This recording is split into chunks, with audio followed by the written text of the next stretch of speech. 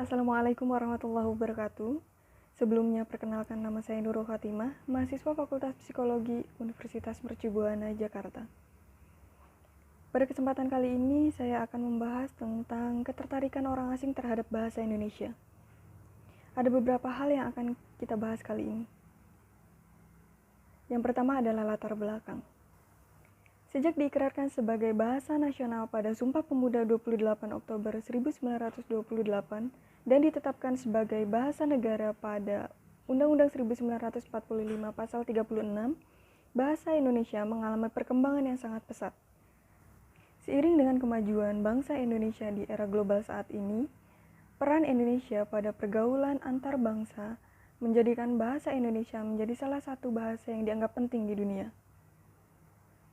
Perkembangan bahasa Indonesia untuk penutur asing atau yang disingkat dengan BIPA mengalami kemajuan yang sangat pesat. BIPA tidak hanya diminati di kawasan ASEAN saja, tetapi di kawasan Asia dan Australia juga memiliki peminat yang cukup tinggi.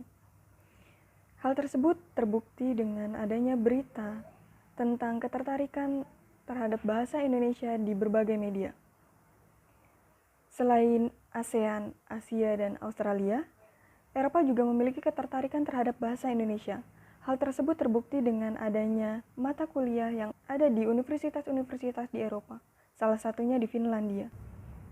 Berikut merupakan fakta-fakta tentang bahasa Indonesia di dunia internasional. Yang pertama, bahasa Indonesia menempati urutan ketiga di Asia setelah bahasa Jepang dan bahasa Mandarin.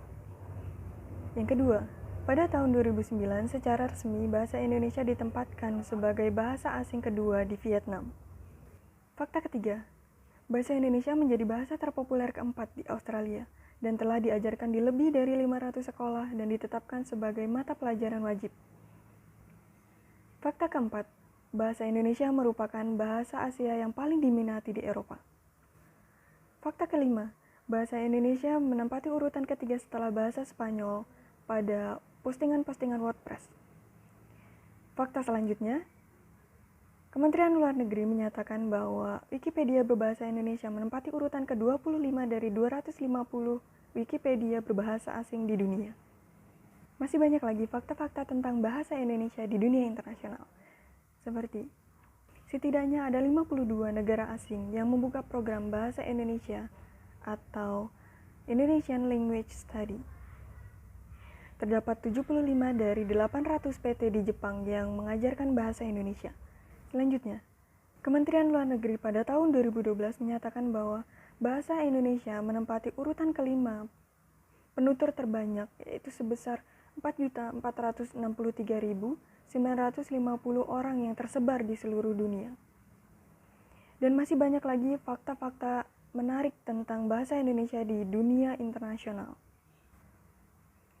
Sebelum kita belajar lebih dalam tentang apa itu BIPA dan bagaimana sistem yang ada di dalam BIPA, alangkah lebih baik jika kita mengetahui terlebih dahulu apa alasan yang melatar belakangi para penutur asing belajar bahasa Indonesia. Sebagian besar dari mereka menyatakan bahwa ketertarikan terhadap kebudayaan bangsa Indonesia menjadi alasan yang mendorong mereka belajar bahasa Indonesia. Ada juga yang tertarik dengan dunia politik yang ada di Indonesia.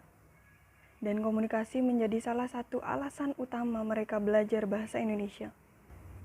Dari berbagai macam alasan tersebut dapat disimpulkan bahwa terdapat 3 tujuan utama penutur asing belajar bahasa Indonesia.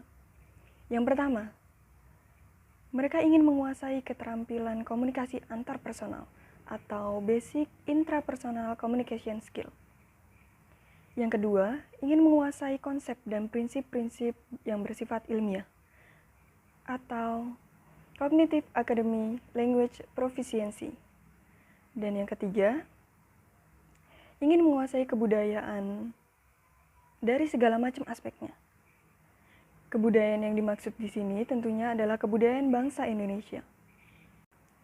Dengan banyaknya peminat asing terhadap bahasa Indonesia, bangsa Indonesia membuat suatu lembaga yang disebut dengan BIPA atau Bahasa Indonesia untuk Penutur Asing. Penutur asing di sini adalah penutur selain penutur bahasa Indonesia dan bahasa daerah. Contohnya, penutur yang berasal dari Korea, Jepang, Australia, Inggris, dan lain sebagainya. Tujuan utama dari BIPA sendiri adalah agar si pembelajar atau penutur asing dapat berkomunikasi dengan bahasa Indonesia secara baik dan benar dan secara wajar. Di dalam BIPA terdapat program pembelajaran BIPA, yaitu program Bahasa Indonesia yang diperuntukkan khusus untuk para penutur asing. Di dalam BIPA terdapat 3 tingkatan pelajar sesuai dengan kemampuan berbahasanya. Yang pertama, tingkat pemula, yang kedua, tingkat menengah, dan yang terakhir adalah tingkat lanjutan. Materi bahasa yang dikembangkan dalam program pembelajaran BIPA disesuaikan dengan tingkat kemampuan berbahasa Indonesia dari pembelajarnya.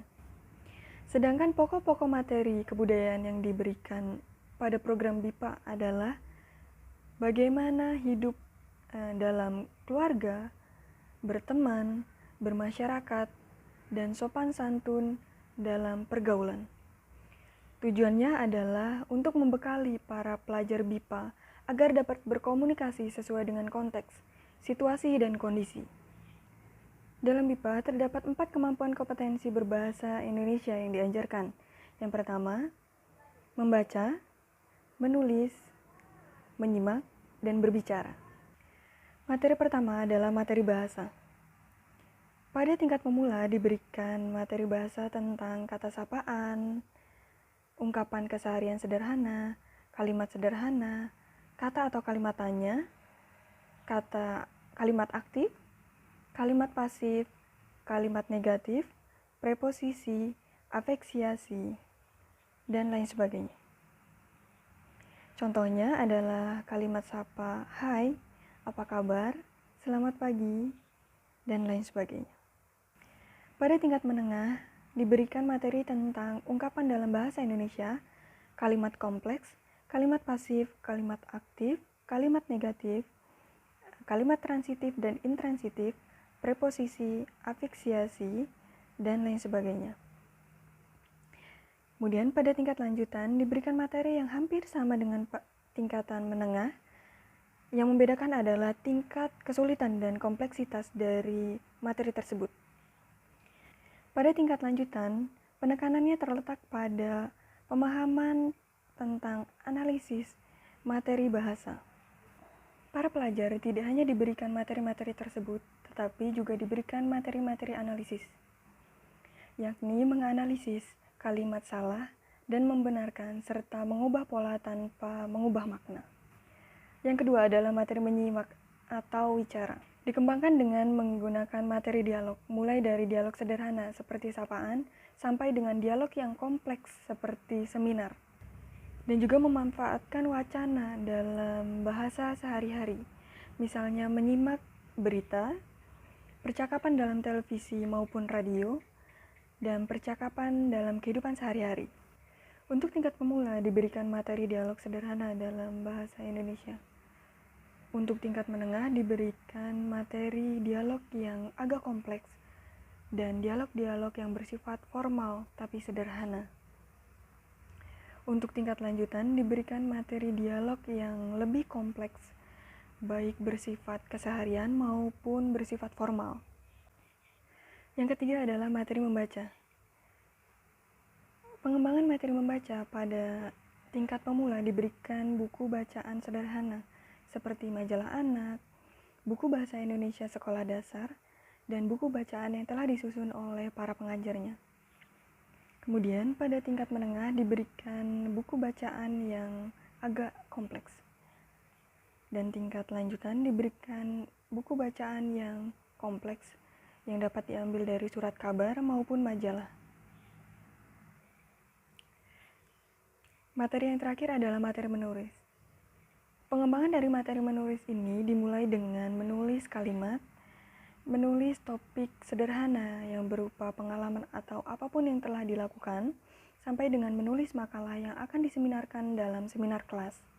Indikasi kesuksesan dari belajar bahasa asing adalah kemampuan kita terhadap bahasa ibu atau bahasa utama kita. Ketika kita memiliki kemampuan yang cukup baik dalam pemahaman terhadap bahasa utama kita, akan lebih mudah ketika kita akan belajar bahasa asing atau bahasa kedua dan bahasa selanjutnya. Antusiasme warga dunia untuk mempelajari bahasa Indonesia terlihat dari program BIPA. Sampai akhir tahun 2020 tercatat ada 355 lembaga yang membuka program BIPA di 41 negara dengan jumlah total 72.746 pelajar.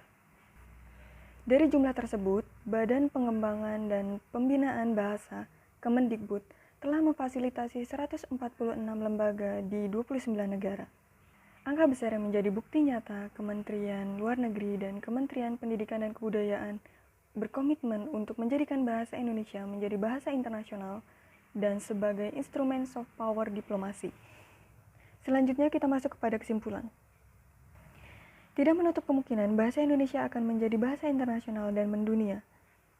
Terbukti dengan antusias warga asing yang tertarik dengan belajar bahasa Indonesia dan adanya mata pelajaran dan mata kuliah bahasa Indonesia di negara asing. Target bangsa Indonesia di tahun 2045 untuk menjadikan bahasa Indonesia menjadi bahasa internasional tidak menutup kemungkinan akan terwujud dengan kerjasama, koordinasi, dan sinergisitas dari perwakilan Republik Indonesia di negara akreditas. Target pengembangan bahasa Indonesia bukan hanya merupakan tugas pemerintah saja, melainkan tugas kita bersama sebagai warga negara Indonesia. Kita juga berkewajiban untuk memperdalam dan mempelajari kebudayaan yang ada di Indonesia sebagai bentuk menjaga keutuhan dan kelestarian dari kebudayaan Indonesia.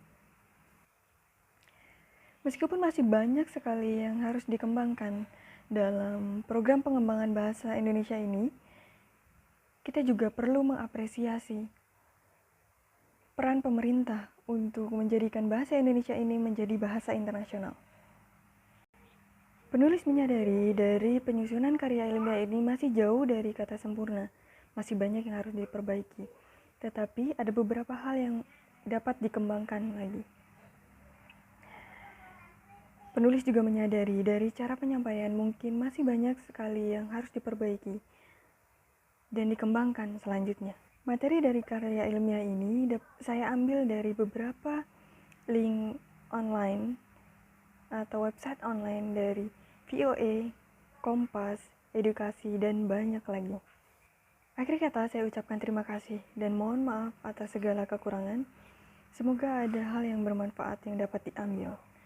Assalamualaikum warahmatullahi wabarakatuh.